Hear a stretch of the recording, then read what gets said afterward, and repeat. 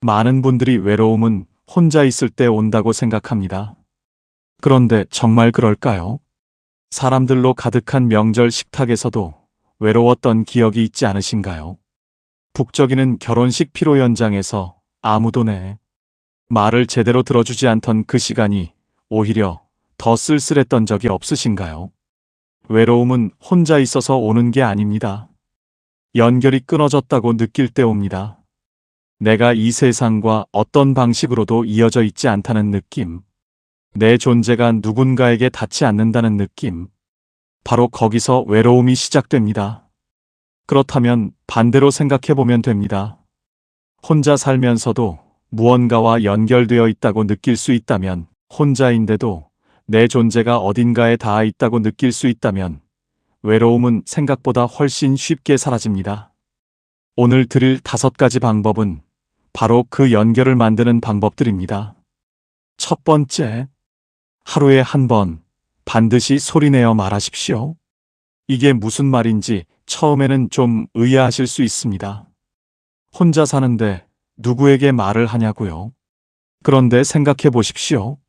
혼자 사는 분들 중에 하루 종일 한마디도 소리를 내지 않고 보내는 날이 얼마나 많은지요. 텔레비전 소리는 있지만 내 목소리는 없는 하루. 그 침묵이 쌓이면 어떻게 되는지 아십니까? 우리 뇌는 참 신기하게도 자신의 목소리를 듣지 못하면 자신이 존재하지 않는다는 신호를 받기 시작합니다. 이건 과학적으로도 이미 여러 차례 입증된 이야기입니다. 사람은 자기 목소리를 들어야 살아있음을 실감합니다. 그러니까 오늘부터 이렇게 해보십시오. 아침에 일어나서 커피 한 잔을 끓이며 소리내어 말하는 겁니다. 오늘 날씨 참 좋네. 오늘은 뭘 먹어볼까?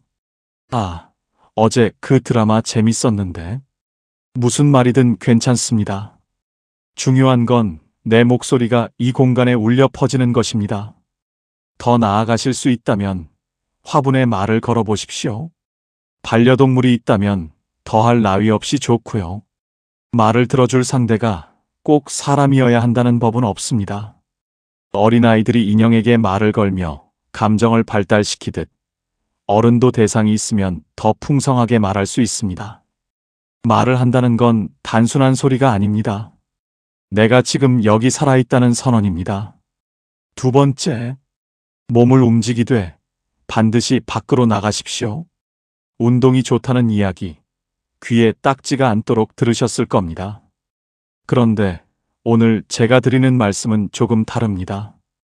집 안에서 하는 운동이 아니라 밖으로 나가는 운동이어야 한다는 겁니다. 왜냐하면 밖으로 나갈 때 우리는 세상과 눈을 맞추기 때문입니다.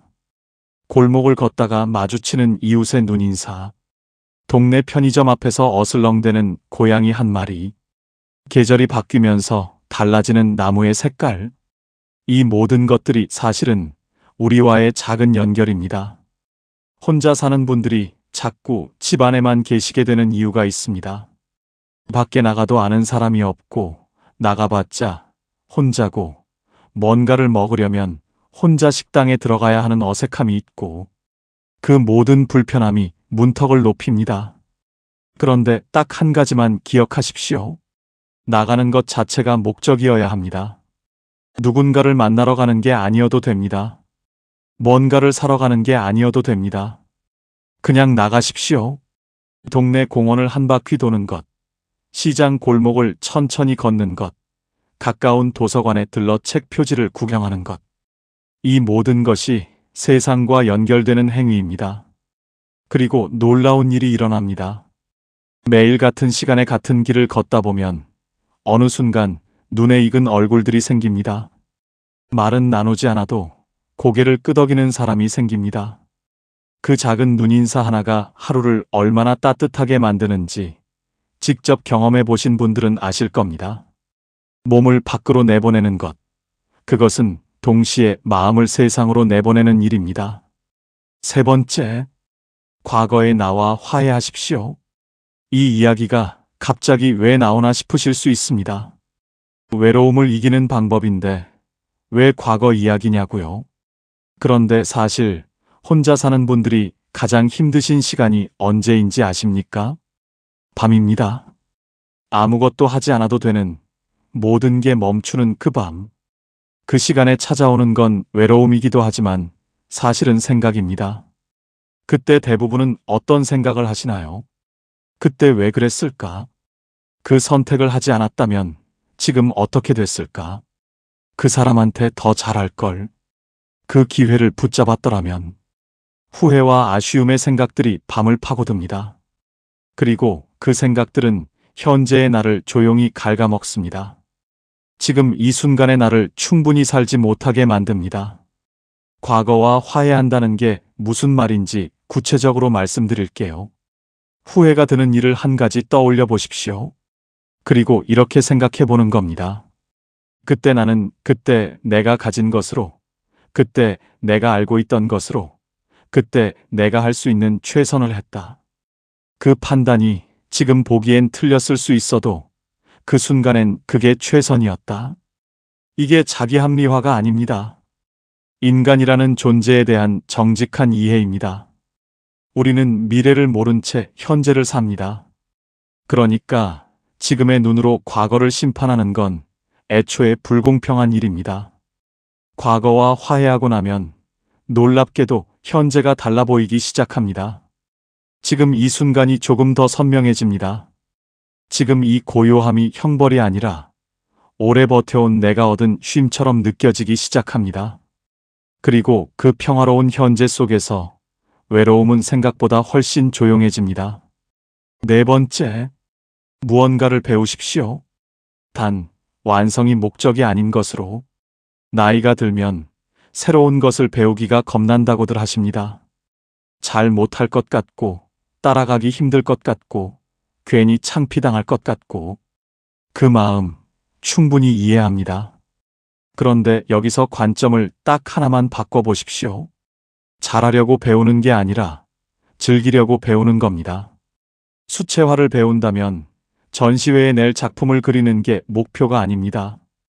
붓에 물을 묻히고 색이 번지는 걸 구경하는 그 시간이 목표입니다. 기타를 배운다면 무대에 서는 게 목표가 아닙니다.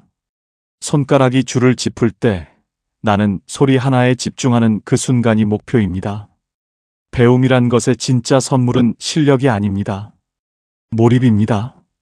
무언가에 완전히 집중하는 그 시간 동안 인간은 외롭지 않습니다. 외로울 틈이 없습니다. 뇌가 온전히 지금 이 순간에 있기 때문입니다. 그리고 배움에는 또 다른 선물이 있습니다. 사람이 생깁니다. 같이 배우는 사람들이 생기고, 같은 걸 어려워하는 사람들이 생기고, 그 어설픔을 나누다 보면 어느새 통하는 사람이 생깁니다. 혼자 살면서 새로운 인연을 만드는 게 쉽지 않습니다. 그런데 배움의 공간에서는 나이가 같지 않아도 됩니다. 배경이 같지 않아도 됩니다. 그냥 같이 서툰 것 하나면 충분합니다. 오늘 당장 찾아보십시오. 동네 문화센터, 도서관 프로그램, 복지관 강좌, 유튜브 채널. 처음부터 완벽하게 하겠다는 생각만 내려놓으시면 배울 수 있는 것은 무궁무진합니다. 그 서투름 속에서 생각지도 못한 설렘을 만나실 겁니다. 다섯 번째, 누군가에게 작은 도움이 되어 보십시오. 이게 마지막 방법인데 사실 저는 이게 가장 강력한 방법이라고 생각합니다. 인간이 외로움을 가장 강하게 느끼는 순간은 언제일까요? 내가 아무에게도 필요하지 않다고 느낄 때입니다. 내 존재가 누군가의 하루에 아무런 영향도 주지 못하고 있다는 느낌. 그게 외로움의 가장 깊은 형태입니다. 반대로 생각해보면 내가 누군가에게 조금이라도 필요한 존재라는 걸 느끼는 순간 삶의 무게가 달라집니다. 그런데 많은 분들이 이렇게 생각하십니다. 나는 이제 나이도 들었고 몸도 예전 같지 않고 남한테 뭘 해줄 형편이 못 된다고. 그게 오히려 더 마음을 움츠러들게 만들기도 합니다. 그러나 도움이란 게 꼭 크고 거창해야 하는 게 아닙니다. 이웃집 할머니에게 과일 몇 개를 나눠주는 것, 아파트 엘리베이터에서 어린아이에게 말을 걸어주는 것, 온라인 카페에서 누군가의 고민에 댓글 하나를 달아주는 것. 동네 벤치에서 길을 물어보는 사람에게 친절하게 알려주는 것. 이 모든 것이 도움입니다. 그리고 이 작은 도움들이 쌓이면 놀라운 일이 일어납니다. 내가 이 세상에서 그냥 살고 있는 게 아니라 이 세상에 조금씩 기여하고 있다는 느낌. 그 느낌이 삶 전체를 다르게 만듭니다. 봉사활동을 권하는 이유가 단순히 착해서가 아닙니다. 봉사를 하는 사람이 받는 사람보다 오히려 더 많은 것을 얻는다는 사실이 이미 수없이 확인되었기 때문입니다. 누군가에게 필요한 존재가 된다는 경험이 그 어떤 것보다도 강하게 외로움을 몰아냅니다.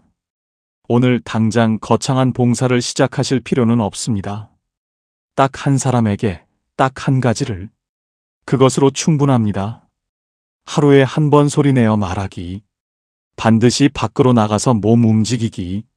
과거의 나와 화해하기. 완성이 목적이 아닌 배움 시작하기.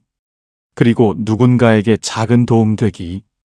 이 5가지가 마법처럼 들리실 수도 있고 혹은 너무 단순하게 들리실 수도 있습니다.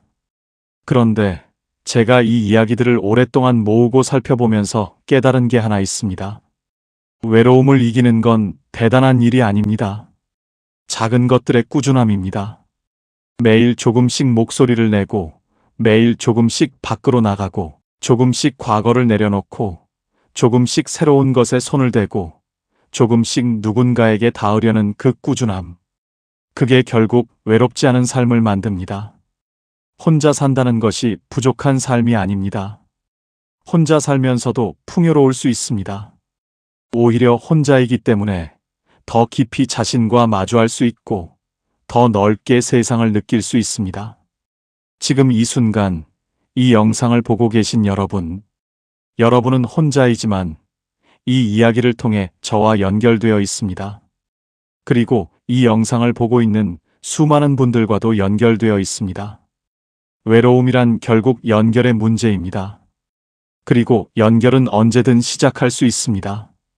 오늘 이 순간부터 말입니다. 혼자 사는 삶을 선택하셨든 어쩌다 보니 혼자가 되셨든 중요한 건 지금 이 삶이 여러분의 삶이라는 사실입니다. 누구와 비교할 필요도 없고 누구의 기준에 맞출 필요도 없습니다. 지금 여기서 지금 이 모습으로 충분히 잘 살고 계십니다. 오늘 하루도 수고 많으셨습니다. 그리고 앞으로의 하루하루도 절대 외롭지 않게 충분히 따뜻하게 채워나가시길 진심으로 응원합니다.